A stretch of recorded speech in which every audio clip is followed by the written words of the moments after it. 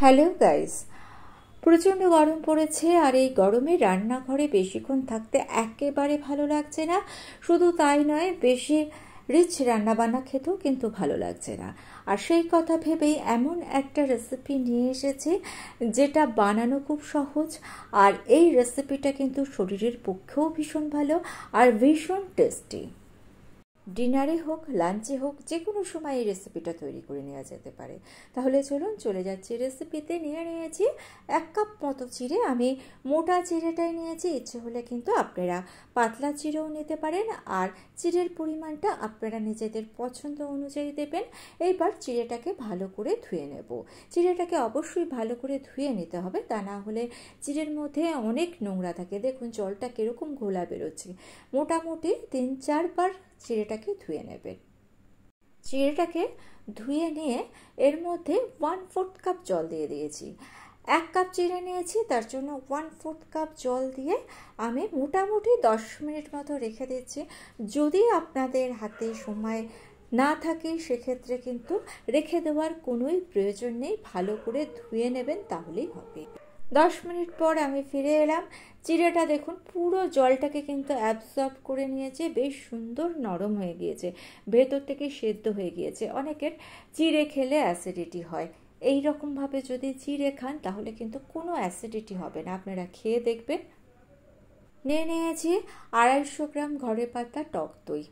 দোকানের কেনা মিষ্টি দই অবশ্যই ব্যবহার করতে পারেন, তবে আমি বলবো ঘরে পাতা টক দইটাই ব্যবহার করবেন। এটা স্বাস্থ্যের পক্ষে ভালো, শরীরটা যেরকম ঠান্ডা রাখবে, কোনো রকম অ্যাসিডিটি কিন্তু হবে না যদি এই ঘরে পাতা টক দইটা ব্যবহার করেন। আর টক দইটা কতটা ঘন হয়েছে দেখতেই পারছেন। যদি আপনারা টক দইয়ের রেসিপিটা দেখতে চান তাহলে আমি ডেসক্রিপশন বক্সে লিঙ্ক দিয়ে দেবো, আপনারা দেখে নিতে পারেন। এইবার এর মধ্যে দিয়ে দিচ্ছি খই। খইটা ব্যবহার করার আগে একটু বেছেও নিতে পারেন, কারণ খইয়ের মধ্যে অনেক সময় কিন্তু ধান থাকে।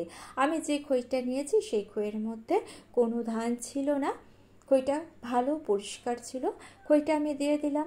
চিড়ে আর খই দইয়ের এই পরিমাণগুলো আপনারা নিজেদের পছন্দ অনুযায়ী নেবেন, তবে আমি একটা কথা বলতে পারি যে দইয়ের পরিমাণটা একটু বেশি দেবেন।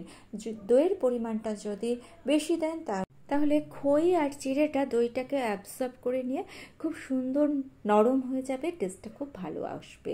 আমি বাকি দইটাও কিন্তু দিয়ে দিয়েছি, অর্থাৎ 250 গ্রাম দই এখানে আমি ব্যবহার করেছি, কিন্তু দইটা দেওয়ার সময় ক্যামেরাটা বন্ধ হয়ে গিয়েছিল, তাই ভিডিওটা আর দেখাতে পারিনি। দেখুন দইটা বেশি দেওয়া হয়েছে বলে কি সুন্দর একটা মাখা মাখা ভাব এসছে। টেস্টটাও কিন্তু ভীষণ ভালো আসবে যদি দইটা একটু বেশি দেন। এইবার এর মধ্যে দিয়ে দিচ্ছি আখের গুড়। ইচ্ছে হলে চিনি দিতে পারেন, তবে চিনিটা কখনোই স্বাস্থ্যের পক্ষে ভালো নয়। আখের গুড় কিন্তু শরীরও ঠান্ডা করে, তাই এই গরমে আখের গুড়, বাতাসা কিংবা মিছরি দিতে পারেন। মিছরিটাকে একটু গুঁড়ো করে নেবেন, তাহলে ভালো মতো মেল্ট হয়ে যাবে। আখের গুড়টাকে আমি গ্রেট করে দিয়েছি, আর এই দইয়ের সঙ্গে মিশিয়ে খানিকক্ষণের মধ্যে কিন্তু আখের গুড়টা মেল্ট হয়ে যাবে। কিছুটা কিশমিশ দিয়ে দিচ্ছি। কিশমিশটাকে জলে ভিজিয়ে রেখেছিলাম, জলে এরকমভাবে কিশমিশ ভিজিয়ে রাখবেন, জল অ্যাবসর্ব করে নিয়ে কিশমিশটা ফুলে যাবে। দিয়ে দিচ্ছি কিছুটা কাজু বাদাম। দেখুন এগুলো দেওয়া সম্পূর্ণ অপশনাল, তবে দিলে টেস্ট ভালো হয়। ভালো করে মাখিয়ে নিলাম। এইবার একটা পাত্রে আমি নিয়ে নিয়েছি। সার্ভ করার আগে এর মধ্যে আপনারা কিছু ফল দিয়ে দেবেন, তবে সেটাও যদি আপনাদের ইচ্ছে হয়। খেজুর দিতে পারেন, আমার ঘরে আঙুর ছিল তাই আমি আঙুরটাই দিয়েছি। আপনারা আম দিতে পারেন, পাকা কলা ছোট ছোট করে গোল গোল করে কেটে নিয়ে সেটাও উপর থেকে ছড়িয়ে দিতে পারেন, যা আপনাদের ভালো লাগে তাই দেবেন। আমাদের বাড়িতে মানে আমার ঠাকুমা কিন্তু এর সঙ্গে আমসত্ত্ব দিয়ে খাওয়া খুব পছন্দ করতেন। আমসত্ত্ব দিতেন, নারকেল দিতেন। বাড়িতে অনেক সময় 2-1টা সন্দেশ পড়ে থাকে, সেগুলো কিন্তু এর মধ্যে মিশিয়ে দিতে পারেন। সেটা অবশ্যই আপনাদের ইচ্ছা অনুসারে দেবেন।